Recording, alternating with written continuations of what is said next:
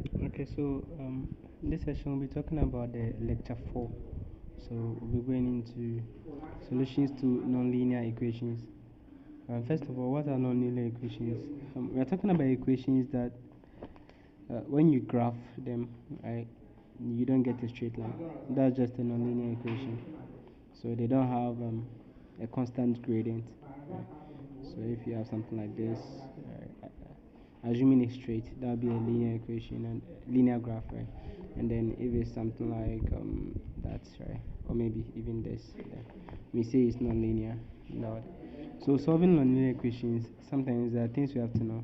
We need to know the root, and we need to know, yeah, the root can also be called the zeros of the equation, right? So when we say the roots, is sometimes it's referred to as the zeros, though they have difference in uses, but then they are basically the same thing. So let's say you have the root of something like this, right? They give you a function like this to find the roots. They've already factorized it for you, so this is just easy. You have to, oh, so you just have to make them. Right? So we have x equals minus 2, positive 3 minus 1. Right? Just take them across the equal sign, and then you get your root or the zeros of the function, and that's just it. Yeah. Okay, so more explanation to it. If we say the zeros, we're just talking about the point where it casts the x as at 0, right?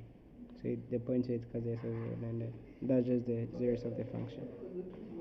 Okay, so let's talk about the types of solutions to nonlinear equations. We basically have three. So you can talk about an analytical method, a graphical method, and a numerical method. And then we've done analytical methods in calculus, algebra, and differential equations. Those are analytical solutions. We did graphical solutions in somewhere in algebra 2, and then we did curve sketching. That was in calculus 2. So that's done. And then for numerical methods, that's what we do. When you come to numerical methods, you have just two types of numerical methods. We have the open methods and then the bracketing methods. The bracketing methods have, as the name implies, a bracket, right? So a range. So we are working from a range of some value to another value, right? So maybe from A to B or some bracket, right? So with the bracket method, you are working with a range. With the open method, you are working with a point, right? So mostly it's just a point. So with the bracketing, we have types like bisection and then false positive. We'll see this on the while. False positive is mostly used in machine learning. Okay, and then with the open method, we have Newton's method and the secant method. We'll also get to that in a moment. So first of all, let's get to the bisection, right? Bisection method. Okay, so with bisection method, there are two major assumptions we have to take note of. So the first thing is that we are assuming that the whatever function we are talking about, it's continuous. Okay, so it's continuous, right? If we say it's continuous, then that means there are no breakages at any point of the function. So it's not piecewise or something. So it just continues. You can find a differential at any point. And then the next condition will be that the points we are picking, right? The limits at those points exist, right? So those points. So let's say if I pick f of a, I should find a figure it should exist, and then f of b should exist, right? And then these things should be of negative signs, right? So they should be opposite. That simply tells us that if a is positive, let's say for two values, right, a and b, if you find f of a, you are simply finding this, and if you find f of b, you are simply finding that. So we are just simply finding the y correspondence of the point. So we just want to be sure that the whole idea of this being negative and one being positive is that we just want to be sure they are on opposite sides of the line, right, the origin line for x. So just want to be sure they're on the opposite side. So let's say if one is positive, one is negative, we always have them on the opposite side. And then the idea of the bisection method is that we just want to continue reducing this range till we get to some point here, right? Yeah. So that's just the whole idea of the bisection method. Yeah. Of course, there are issues like this where you think there are per the bisection method, you'll not be able to solve something like this because at the first that you have opposite signs, so that will be discouraging to continue. Yeah. But then you realize that they are roots, right? So this is just a limitation of the bisection method.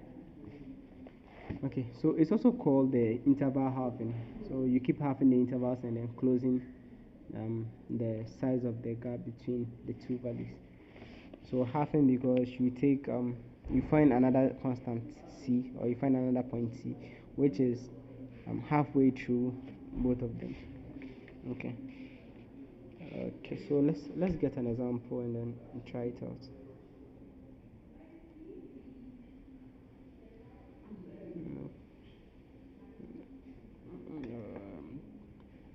Okay, I'm trying to get an example from the slice. Okay, so assuming they give you f of x equals s cubed minus 3x plus 1, and then they give you a range like 0 to. So first of all, I mostly I prefer using tables. It's quite easier with this. But then first of all, let's verify the conditions. We know that this is continuous, right? Maybe by some feet, but then we know that this is continuous because it's differentiable at all points, which is true. And then it's not a piecewise function, as you can see. We don't have f of x equals to maybe some piecewise whatever, right? Maybe 1x. And then, we don't have something like that. It's just a continuous function, so we can work with it. And then we have this range. So first of all, we would like to confirm what f of 0 is. So f of 0, just substitute 0 inside. So 0, 0, you get what? Okay. So 0 here, 0 here, these go away. So just get what? And then f of 2, so here'll be 8, 6, and then we can get something like 3. So from there, we realize that we can't use the bisection method because the product of these two give us a positive, which simply tells us that, like over here, we are working with 2 points that are both above the line, right? This origin line, which tells us that we cannot find a 0 in that range, right? It doesn't cut this as is in any way, so we can't use the bisection method. But then for the same equation, let's say they change the limit, right? Or let's say they change the interval and give us something like 0, 1. So if you find for 0, you get f of 0. We've done that already. You get 1. F of 1. F of 1 now becomes negative 1. So you realize that I'm assuming that the function looks like, I'm sure if you graph it somewhere, you'll find it. It should look something like this and comes up. So when you find f of 1, you are definitely getting something down there, right? So yeah, it should look like that. Okay. So we have these 2 points, 1 and negative 1. So which tells us that we can actually use this method to solve it, right?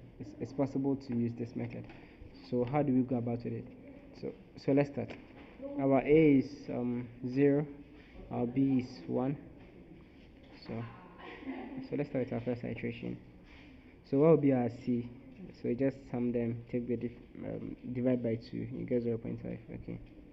And then you put that into the function. So we say you can always do this too, right? You can just, okay, let me clear my calculator.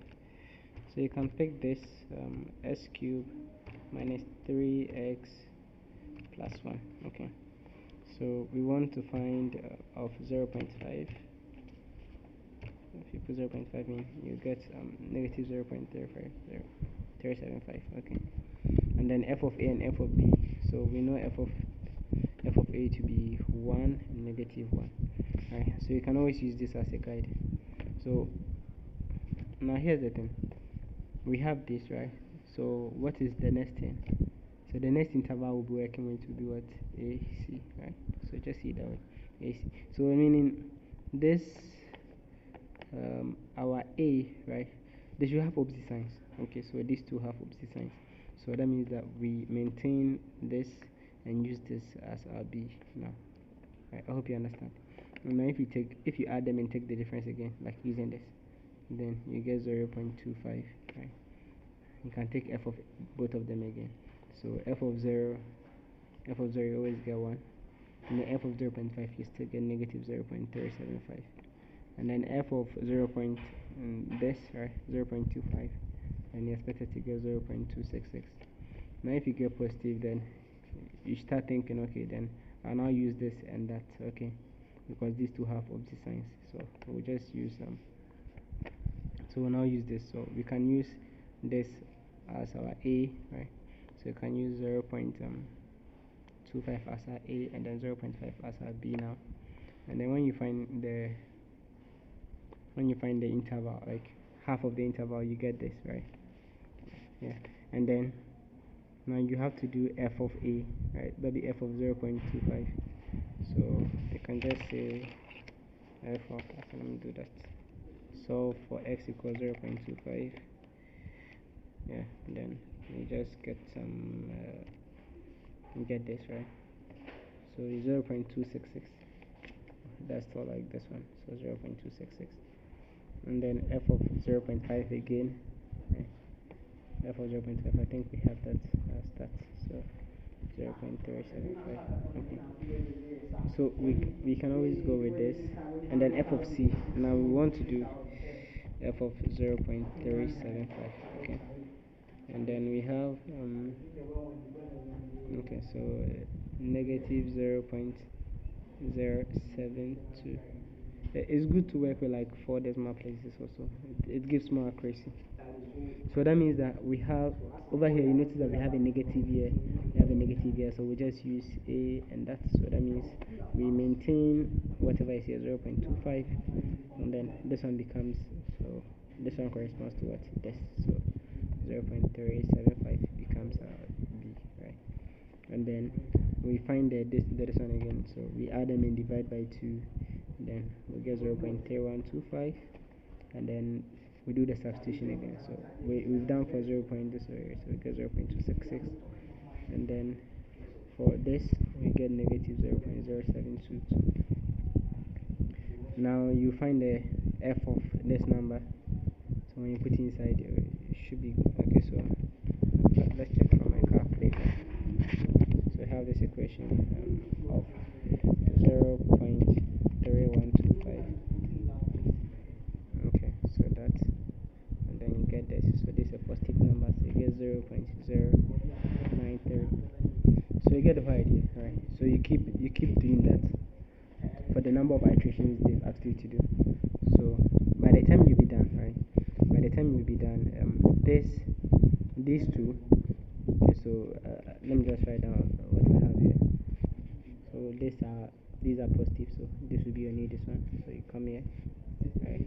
So you have 0.3125 as your A now, and 0.375. So you realize that these two are getting closer and closer to each other. So probably they'll get to some point, and then that becomes the root, right? So maybe if the difference is, they'll give you a condition. If the difference is less than something, right, then you can conclude that. So that means that we are guaranteed that the root of the equation is somewhere between these two. So that's just the bisection method, right? Let me see if there's another example. Okay, so but you can always create examples and then try to solve it and see whether it works for you. But then just always try to use a table. I'm sure it's easier that way.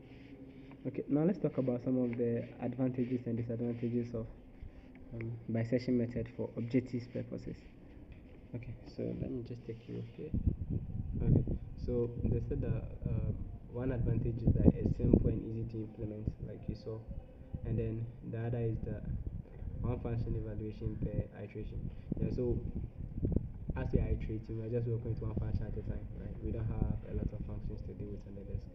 It's just like one thing, so that makes it easier. Okay, and then we have